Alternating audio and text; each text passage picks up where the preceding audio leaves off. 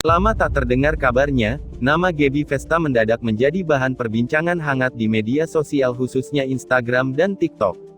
Bukan tanpa alasan, itu semua terjadi gara-gara kemunculan sebuah video saat dirinya ngamuk ke petugas bandara. Di luar negeri semuanya yang habis kuarantain lolos semuanya, lolos. Ini biar follower saya yang banyak, semuanya biar nonton semua. Saya posting sekarang di YouTube semuanya saya posting ya. Ini orang dari luar negeri semua lolos, nggak ada surat pengantar, surat kerja nggak perlu. Kita yang orang Indonesia dipersulit. Gunanya vaksin buat apa? Gunanya vaksin buat apa?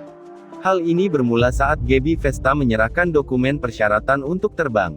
Sayangnya meski sudah menyerahkan kartu vaksinasi dan hasil tes PCR, Gaby justru ditolak karena belum memenuhi peraturan baru, yaitu wajib menyertakan surat dinas atau surat izin dari RT RW setempat.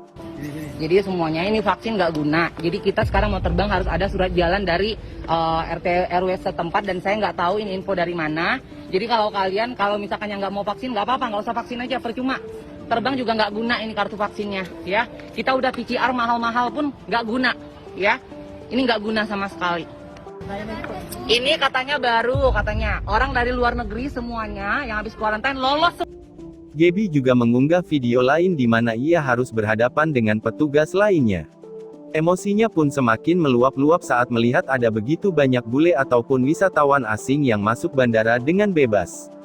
Ini katanya aturan baru. Orang dari luar negeri semuanya, yang habis karantina lolos semua, ucap Gaby. Gaby semakin emosi. Dia merasa apa yang dia lakukan seperti vaksin dan PCR sia-sia. Tapi peraturan tetaplah peraturan. Enggak guna punya kartu vaksin dan PCR.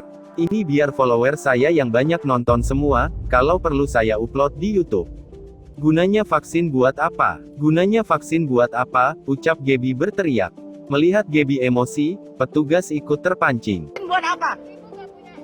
Ibu yang nggak punya otak, mempersulit negara, tau nggak? Sekarang negara itu udah susah. Jangan dibuat susah lagi, tau nggak?